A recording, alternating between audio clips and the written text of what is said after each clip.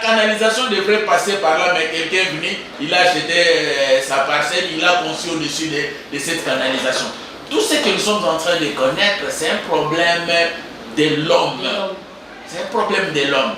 Donc, tout ce qu'il y a, les inondations là sur le boulevard, la canalisation existe, peut-être que ces canalisations ne sont pas entretenues. Et du coup, attendez-vous à ces catastrophes. Et aujourd'hui, on est en train de démolir. Bonjour madame. Un peu fatigué, mais ça va pour vous. Ça va. Est-ce que vous pensez qu'avec c'est la solution? Toutes les évolutions qu'on est en train de faire là, il y a des solutions pour qu'on ait en train de parler des solutions pour résoudre le problème de transport dans la ville de Kinshasa. Je vous ai dit que Kinshasa actuellement, c'est 18 millions d'habitants. Tous ces habitants-là. Madame, merci beaucoup pour la question. Je pense que les griefs sont contenus dans le réquisitoire de Monsieur le ministre, de Monsieur le procureur général de la Cour de cassation. Et à suivre ou à voir les choses, à entendre le rapport de la commission qui a fait lecture de ces réquisitoires-là, on reprocherait à son Excellence Monsieur le ministre d'État, il pèserait sur lui une présomption de détournement. Présomption parce que jusque-là, sa culpabilité n'est pas encore établie. Jusque-là, les enquêtes viennent d'être lancées, les enquêtes sont en cours. Et par l'autorisation de l'Assemblée nationale, cette autorisation vient d'être accordée. Et on saura plus, demain mieux qu'aujourd'hui, quels sont les faits retenus réellement à sa charge, dès lors que c'est un dossier qui vient de commencer. Mais c'est le soupçon de détournement qui pèse sur lui. Les bateaux qui sont censés mettre de l'ordre, les personnes censées mettre de l'ordre sur le voie publique et sur le voie publique. Le ministre d'État, ministre de la Justice et garde des Sceaux était membre du gouvernement national.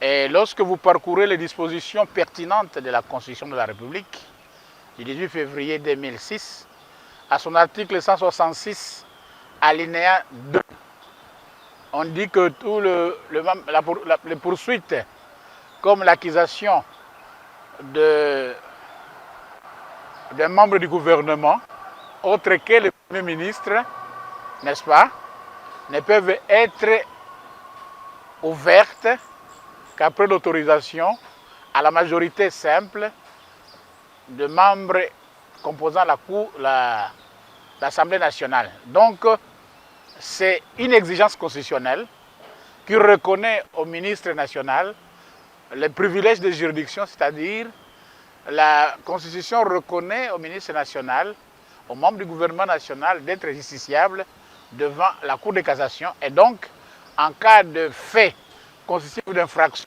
qui pourrait être mis à leur charge, c'est le parquet de la Cour de cassation qui est l'organe de la loi pour poursuivre. Et cet article 166 alinéa 2 est mis en exécution par l'article 83, n'est-ce pas, de la loi relative à la procédure devant la loi organique relative à la procédure devant la Cour de cassation et l'article 106 et 7 du règlement intérieur de l'Assemblée nationale. Donc vous comprendrez que c'est la Constitution qui l'a prévu, la loi l'a consacré et le règlement l'a matérialisé s'agissant de ministres comme justiciables pour le fait de droit commun. C'est ce qu'on appelle, je ne sais pas, Madé Soabana ou quoi. Imaginez-vous un peu nos choses. Madame, si l'Assemblée nationale avait refusé d'accorder son autorisation, l'action s'arrêterait là. Le ministère public serait bloqué.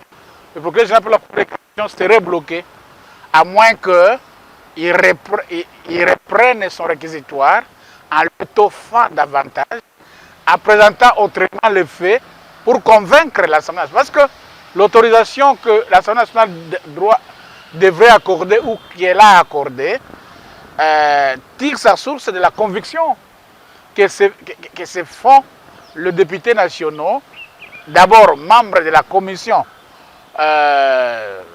qui a été instituée à cette fin, puis membres de la plénière, la conviction sur le caractère grave de faits mis à charge des membres du gouvernement.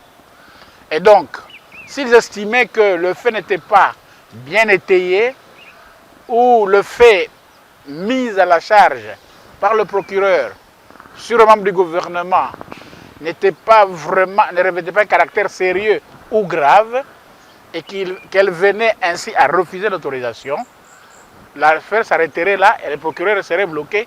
Et d'ailleurs, pour votre information, il y a plusieurs réquisitions, plusieurs réquisitoires qui sont à l'Assemblée nationale et qui n'ont jamais reçu l'approbation de l'Assemblée nationale, et ça a arrêté plusieurs affaires dans lesquelles il y a des autorités gouvernementales ou des députés nationaux qui sont poursuivis. Les motards là, puisqu'il sait dès qu'il ose, c'est tous les motards qui viennent sur lui, il risque même sa vie. C'est une jungle, il faut qu'on mette, il faut qu'on applique la sanction.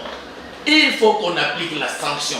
Tu es une autorité, tu prends sens interdit. Là, ça c'est une histoire. Vous n'avez pas, je ne sais pas si vous savez, en Belgique. Je ne suis pas du domaine du sentiment. Je ne suis pas du domaine de l'hypersensibilité psychologique. Je ne suis pas du domaine de l'affectivité. Je suis du domaine du droit. Ce qui m'intéresse, c'est qu'au moins l'Assemblée nationale s'est prononcée sur un réquisitoire à la majorité simple, au-delà de la majorité simple, à l'unanimité, mais au moins, comme vous l'avez annoncé dans votre entame, c'est qu'un pas vient d'être franchi dans la manière dont la justice devrait être considérée par les autres institutions. Il faut reconnaître à l'Assemblée nationale ce sursaut d'orgueil de vouloir rétablir la justice dans ses prérogatives, d'enquêter sur des faits qui causeraient beaucoup de préjudice à notre peuple. Vous voyez un peu? Mais ce qu'il ne faut jamais perdre de vue, c'est que le ministre, quand bien même qu'il pèserait sur lui des soupçons de détournement, il demeure présumé aussi innocent en vertu des principes constitutionnels de la présomption d'innocence. Vous voyez? Donc les attitudes des membres de l'Assemblée nationale n'engagent que eux-mêmes, et c'est le domaine du sentiment, c'est le domaine de la politique qui ne constituent pas mon domaine d'intervention. Qu'on revienne, les trains urbains commencent à circuler. Mais le train urbain qui va de la gare centrale à, je crois, qui Mwenza, ça continue à fonctionner. Mais il y a toujours d'embouteillage à ce point. Non, mais ce sont des solutions. Ces trains-là circulent dans le... Toi, tu peux entrer dans ces trains-là. Vous pouvez entrer dans ces trains-là, je ne pense même pas. Il faut qu'on améliore les conditions, que même un paisible citoyen peut être... Tu sais, vous voulez parler toujours de l'Europe. En fait, je ne peux pas parler en termes de pourquoi lui, mais je dois parler en termes de... Il faut quand même qu'il y ait une première fois, une première occasion, où on doit quitter notre torpeur, on doit quitter notre léthargie pour travailler comme il le faut. Et en le disant, c'est pour encourager l'Assemblée nationale à dire oui ou non. Je ne dis pas que je devais encourager l'Assemblée nationale à dire non ou à dire oui, mais à dire oui ou non. Ce qui dérange souvent, c'est lorsque les réquisitoires sont introduits en termes de demande d'autorisation et l'Assemblée nationale ne s'y prononce même pas. L'Assemblée nationale ne le programme même pas. Mais ici, au moins, l'Assemblée nationale a programmé et a traité, comme pour dire qu'il faut arriver à une situation où on doit dire trop c'est trop, cette fois-ci commençons. Et l'Assemblée nationale a commencé. L'aménagement du territoire, vous avez déjà donné des pistes et des solutions. Qu'est-ce qu'il y a encore à ajouter, si vous avez encore à ajouter par rapport à la problématique des embouteillages dans la ville de Kinshasa? Oui, la problématique. Les étapes sont constitutionnelles, les étapes sont légales, les étapes sont réglementaires. Beaucoup plus légales parce que la loi relative à la procédure devant la Cour de cassation s'est beaucoup étendue là-dessus. Partant de l'article 80 de la loi organique jusqu'à l'article 84, lequel l'article 84 renvoie aux articles 75 et 79 de la même loi. C'est-à-dire quoi? C'est-à-dire que maintenant que l'autorisation est accordée, le procureur général pour la Cour de cassation va maintenant poursuivre l'instruction, parce que les gens ne doivent pas penser que l'instruction a commencé avec l'autorisation. L'instruction a commencé depuis longtemps. Les enquêtes ont commencé. Et comme me dit très bien l'article 83 de la loi organique, maintenant que le ministère public, procureur général de la Cour de cassation, a rassemblé tous les faits, a rassemblé les preuves et a considéré que les faits sont concordants, n'est-ce pas? Il a sollicité l'autorisation. Maintenant que l'autorisation est accordée, cette autorisation aura comme mérite de lui permettre d'auditionner maintenant les ministres, d'inviter les ministres, de lui envoyer un mandat de comparution ou une invitation afin de venir présenter ses moyens de défense devant un magistrat désigné. Le procureur général de la Cour de cassation, ce n'est pas lui l'instructeur. Il désignera un magistrat qui va instruire la cause, qui va poser des questions, qui va poser les actes d'instruction, qui va convoquer les témoins, qui va convoquer peut-être les complices, il pourra convoquer la banque, il pourra convoquer la société concernée.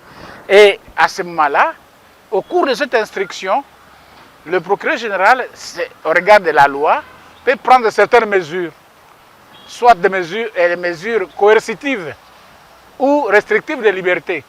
Coercitives, c'est-à-dire, le procureur général, à cette étape, peut interdire, par exemple, à Constant Moutama de quitter le territoire.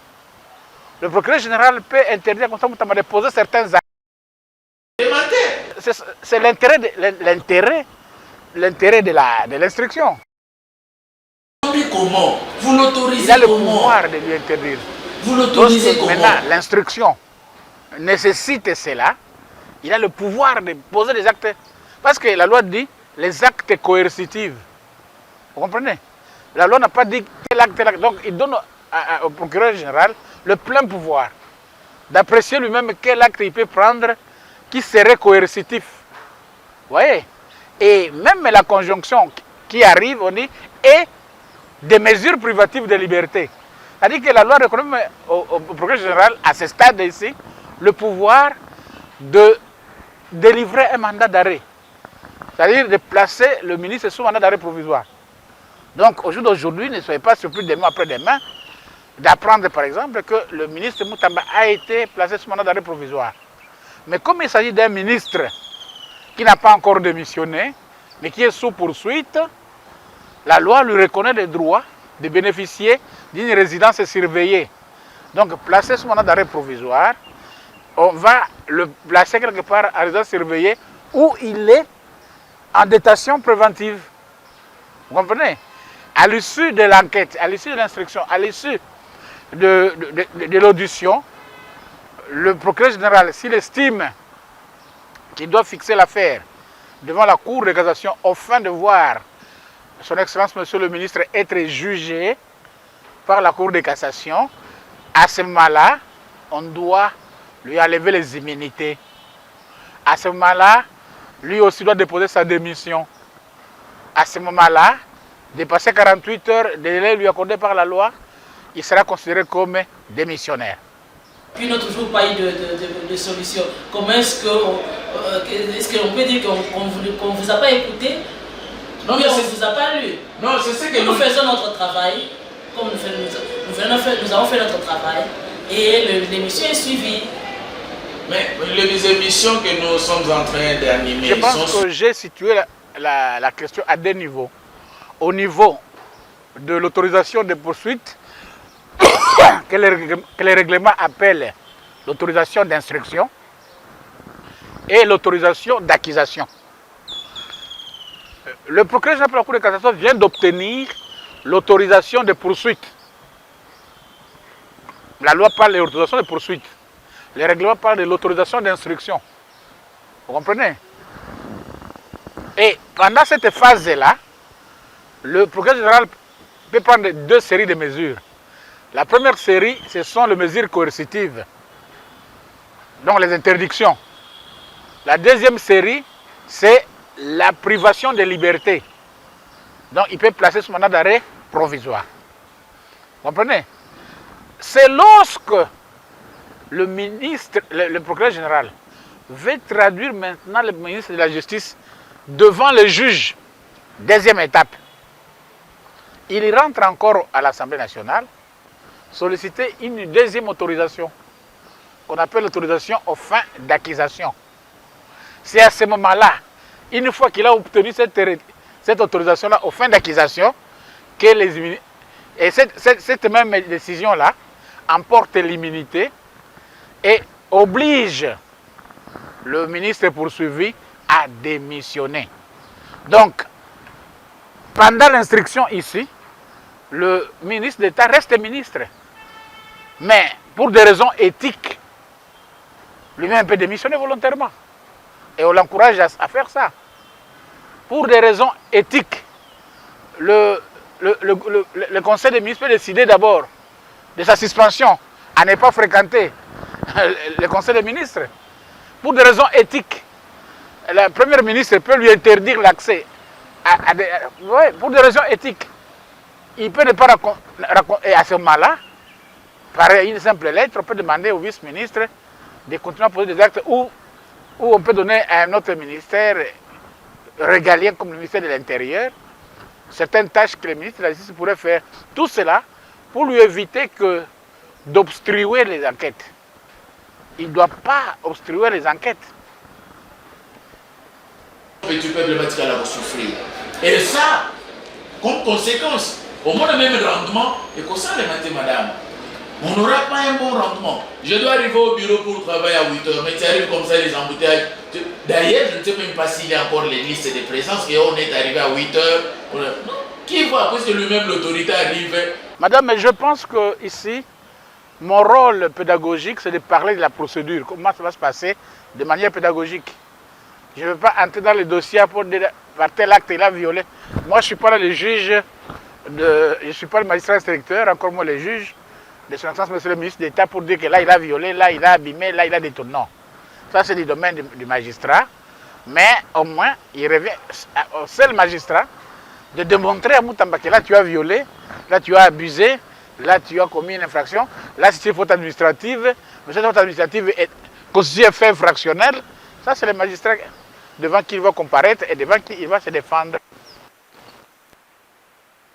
Les acolytes, allez quand même qu'on nous propose, les conseils, qu'est-ce qu'il faut. Et ce qu'on va proposer, que ça soit d'application. Ce n'est pas qu'on propose seulement, non, plus émission, à quelle ça l'émission, mais c'est qu'il y a on ne les applique pas. À quoi sert on? Donc, le problème des embouteillages de la ville, c'est un problème réel, mais les solutions sont là. Merci beaucoup, professeur. À moi de vous remercier. Voilà, nous sommes à la fin de notre émission Invité 30 d'aujourd'hui qui avait reçu le professeur Joseph Oli-Olelo. Il est professeur, il est chef de département en sciences, il est chef de département en géosciences et expert en aménagement du territoire et urbanisme. Je vous retrouve prochainement dans un autre numéro. Restez branchés et connectés sur notre télévision. Vous aurez toujours une autre thématique de l'émission Invité 30. Je vous retrouve. Madame, si je comprends très bien, tu as quitté les dossiers de son Excellence. Non, écoutez, le dossier, je pense que tu ne venais pas me parler de dossier économique, je ne connais rien. Tu ne viens pas me parler des histoires politiques et je ne suis pas politicien. Oui. Mais je note que tu es sur un autre dossier de la justice. Oui. Il fallait me le dire. Parce que nous étions sur le dossier, la procédure de l'autorisation accordée au procureur général de la Cour de cassation. Maintenant là, si je comprends très bien, tu es sur les dossiers de la condamnation de l'honorable Matata. D'abord, je voulais faire un rectificatif, c'est qu'il n'a pas été condamné à 10 ans de prison. Il a été condamné à 10 ans de travaux forcés. Il faut reconnaître aussi que comme l'arrêt a été rendu à son absence, il faut qu'on le lui notifie. Vous comprenez? Et il me semblerait qu'avant qu'on ne lui notifie, il a voyagé. L'arrêt ne s'exécute pas pendant qu'on n'a pas notifié. Et dès lors qu'il aurait voyagé avant qu'il ne soit notifié, si on notifie, on notifiera sa résidence, mais l'exécution posera problème parce que lui-même n'est pas là. Il est déjà parti, ou il serait déjà parti, et en partant, se serait-il exilé en fuyant l'exécution? L'exil est un droit. L'exil est un droit reconnu à tous les citoyens. Mais qu'on soit exilé ou non, on s'exile tout en ayant la charge de la condamnation. Le poids de la condamnation. On vit sous la couverture noire du casier judiciaire souillé. Vous voyez? Vous savez, madame, la vraie prison ou la vraie exécution des travaux forcés, ce n'est pas seulement physique. Mais il faut avoir été en prison, il faut avoir été condamné une fois par exemple pour comprendre comment un condamné souffre plus du poids de la condamnation que de l'exécution de la condamnation. Je ne sais pas si je me suis fait comprendre. Pas très bien. On souffre plus, surtout pour les politiciens, des éminentes personnalités, souffrent plus du poids de la condamnation, des conséquences de la condamnation, que de l'exécution de la condamnation. Vous voyez, l'exécution de la condamnation, avec nos prisons ici, on peut te mettre à la prison centrale de Makala si tu es condamné à la service pénale principale. Et aussi, les travaux forcés, jusque-là, sont exécutés comme le service pénal principal. Mais si tu es riche dehors, tu peux demeurer riche en prison. Parce que tu peux appeler les mousses, les matelas, les télévisions, tu restes là-bas, tu vis. Mais qu'est-ce qui te ferait souffrir? Et c'est ça la vraie prison. Ce n'est pas le fait d'être emprisonné, mais le fait de s'imaginer que je porte un poids de la condamnation.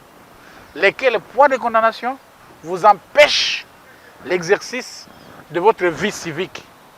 Lequel poids de condamnation vous empêche de jouir de tes droits civiques.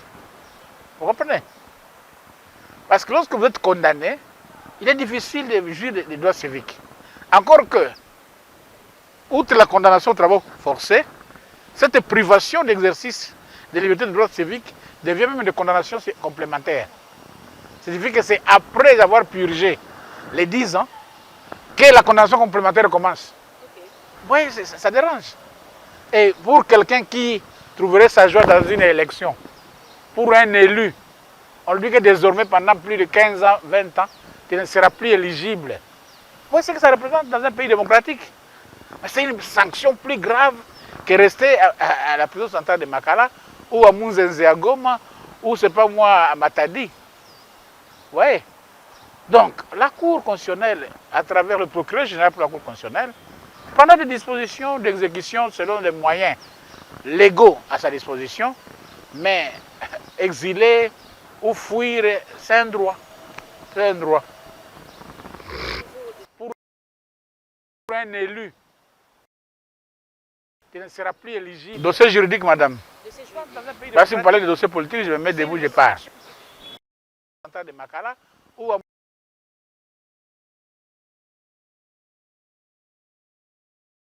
travers le procureur général pour la Cour constitutionnelle,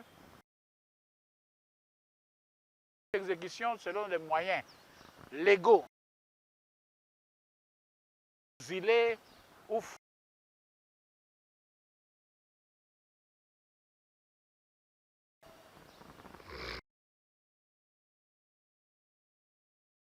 Nicolas Kazadi. Dossier juridique, madame.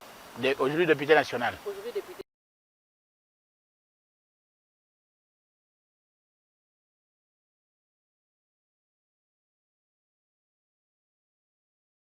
À travers le procureur, exécution selon les moyens. Bon, c'est la justice, madame. D'abord, je corrige. Le procureur général de la Cour de cassation n'a pas instruit l'Assemblée nationale. Le procureur général demande à l'Assemblée nationale de lui autoriser de poursuivre l'ancien ministre des Finances, aujourd'hui ministre, député national élu de Miabi, je pense, si je ne me trompe pas, pour des faits infractionnels qu'il aurait commis. Et dans les réquisitoires, le ministère public soutient que l'honorable aurait commis les infractions de faux bruit et la propagation de faux bruits et la divulgation de secrets d'État. Vous comprenez? Il revient à l'Assemblée nationale d'apprécier ces réquisitoires. Il revient à l'Assemblée nationale d'apprécier les faits présentés, encore que, vous savez, pour le cas de l'honorable Nicolas Kazadi, les faits lui reprochés sont des faits qui ont été produits ou commis par voie de télévision, par voie des images, par voie de vidéos, où lui-même est en train de parler. Vous comprenez? Et c'est ce qu'il a parlé, ce qu'il a dit, que le procureur général considère comme infractionnel. La manière dont il l'a dit et les liens où il les a dites, c'est ce que le procureur général considère comme infractionnel. Il reviendra à l'Assemblée nationale à travers sa commission temporaire instituée à cette fin, de dire oui ou non, et à ce moment-là, ils autoriseront, ou à ne pas poursuivre, à ce moment-là, ils rejetteront le réquisitoire. En cas de rejet, Nicolas Kazadi est sauvé. En cas d'autorisation, un dossier s'ouvre au parquet général ou continue, parce que c'est déjà un dossier ouvert, ça doit avoir déjà un numéro de rôle du registre des ministères publics. Et devant le parquet général pour la Cour de cassation, il n'y a pas seulement Mvonde et le procureur général pour la Cour de cassation. Mais il y a plus de 20 magistrats là-bas, de hauts magistrats, avocats généraux et premiers avocats généraux.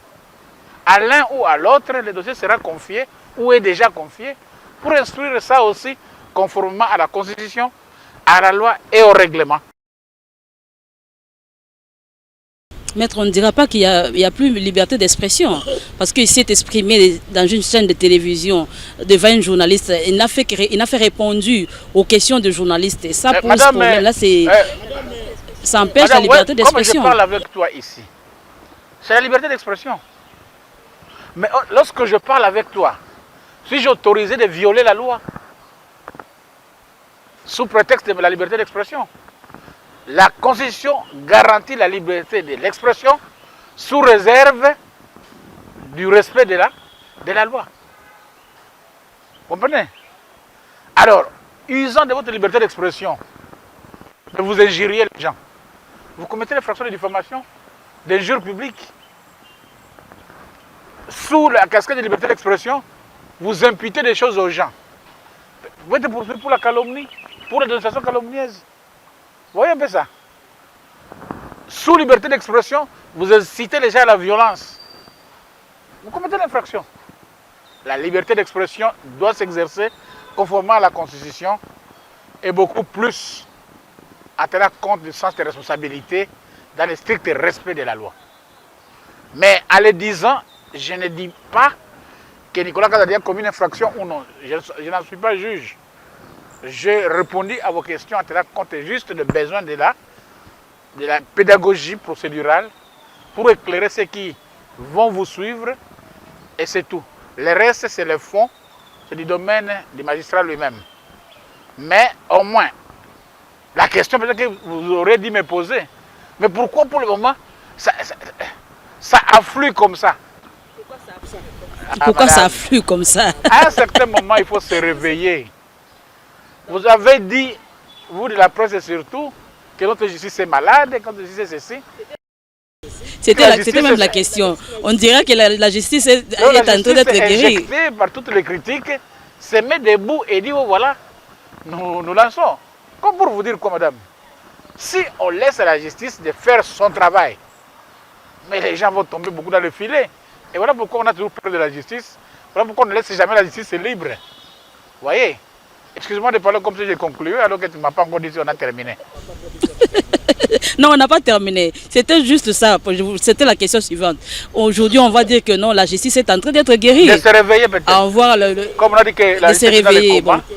La justice est en train de se réveiller et ça se réveille à plusieurs endroits. La justice se réveille à la Cour constitutionnelle qui a fait aboutir au moins une procédure qui a commencé depuis 4-5 ans, ou c'est pas moi.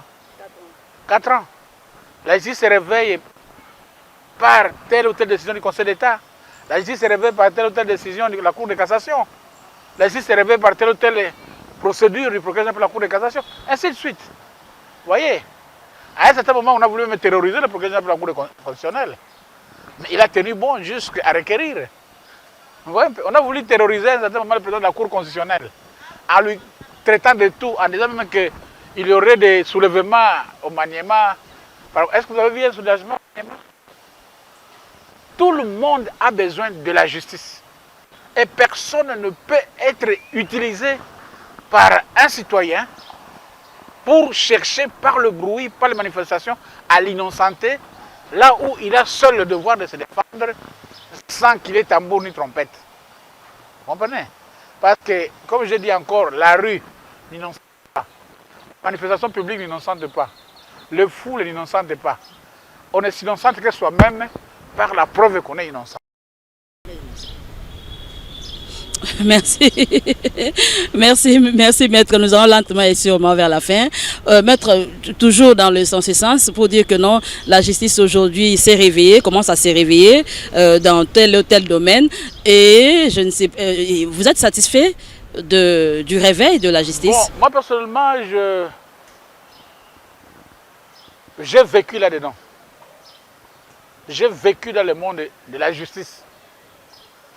Et j'ai vu cette justice fonctionner. J'aimerais que cette justice reprenne son prestige et qu'on reconnaisse à cette justice-là le pouvoir lui reconnu par les textes fondamentaux.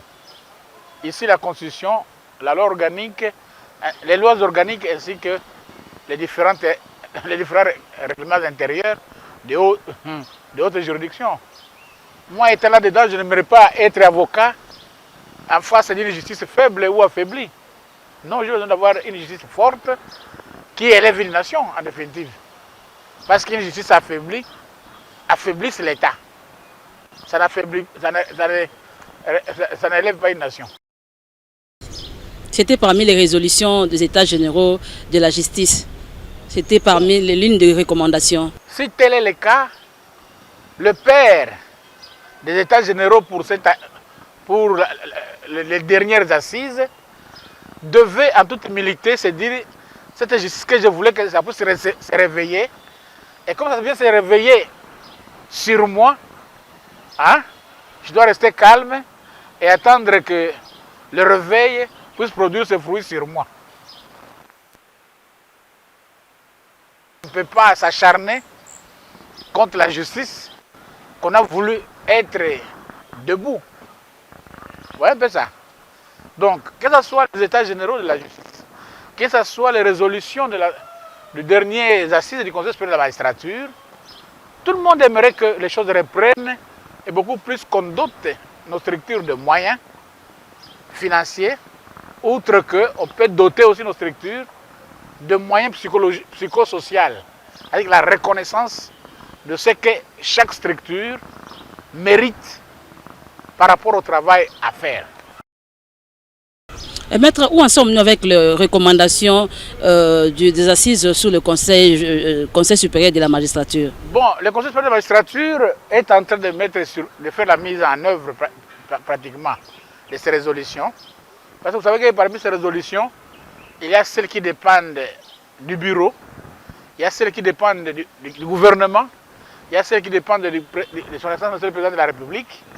Et à chaque niveau, le bureau du Conseil supérieur de la magistrature, qui est l'organe de gestion du Conseil supérieur de la magistrature, s'attelle pour essayer un peu de finaliser les questions de rotation, les questions de mise en place, les questions de santé, parce qu'ils pensent qu'ils ont même pris dernièrement des contrats avec une société d'assurance de la place. Donc petit à petit, ils sont en train de faire quelque chose pourvu qu'ils soient dotés des moyens nécessaires. C'est le moyen qui fait défaut. Hein. On peut prendre des résolutions, mais s'il n'y a pas de moyens, le niveau d'exécution sera toujours à 0,0024. Maître Willy Winga, merci. Un dernier mot pour aujourd'hui par rapport aux présumés, par rapport aux poursuites de présumés détournements. Qu'est-ce qu'on peut, en résumé, ce qu'on peut retenir? Ce que je peux dire comme dernier mot, et c'est un conseil même. Les gens qui nous jugent sont les hommes. Le magistrat, c'est un homme. Le comportement du magistrat dépend toujours de l'attitude de la personne qui comparaît devant lui. C'est ce que m'a appris la profession. Tu te présentes devant le magistrat en arrogant, le juge ou le magistrat sait ce qu'il te réserve. Tu te présentes devant lui en homme humble. Il y a un sort pour les humbles. Tu te présentes devant elle en orgueilleux. Il y a le sort des orgueilleux. Et le sort des orgueilleux est biblique. N'est-ce pas? L'humilité précède la gloire. Et l'orgueil précède quoi? La chute. Et selon les informations, tu es évangéliste. Et je pense que c'est la parole de Dieu que tu peux toujours distiller à tous ceux-là qui pensent que par l'orgueil ils peuvent résoudre les problèmes. Non. L'ikambo est comme la ka. bato banso mais mutu na mutu sengili ayeba ndenge nini ya kosilisa likambo na ye. Mais na bomikitisi, c'est ça le grand secret. Mais c'est pas un compte à rendre. C'est pas des comptes à rendre. Il n'y a pas de compte à rendre, il n'y a pas de... c'est pas moi... Ce sont des activités impersonnelles. Ce sont des activités objectives. Je ne vois pas moi un juge qui va juger parce qu'il va mettre Wenga, non. Le juge, le magistrat, statue sur le fait, sur le pièce. Et si nous avons mis les voies de recours, c'est pour corriger. Si aujourd'hui, Moutamba peut crier à gauche à droite par rapport au parquet général, demain la Cour de cassation corrigera les actes du parquet général parce que la Cour n'est pas tenue de suivre ce que le parquet lui proposera. Vous comprenez? Vous avez suivi le dossier Matata. Le parquet général de la Cour de constitutionnelle avait proposé 20 ans. La Cour a condamné à combien? C'est le ministère public qui avait demandé 20 ans. Oui. Avait demandé 20 ans. Et puis 20 ans.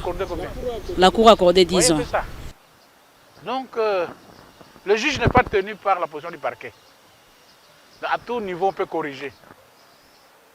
Mais, au moins, une chose qui a retenu, il n'y a pas question de règlement des comptes. Il faut dépersonnaliser les débats. Vous comprenez?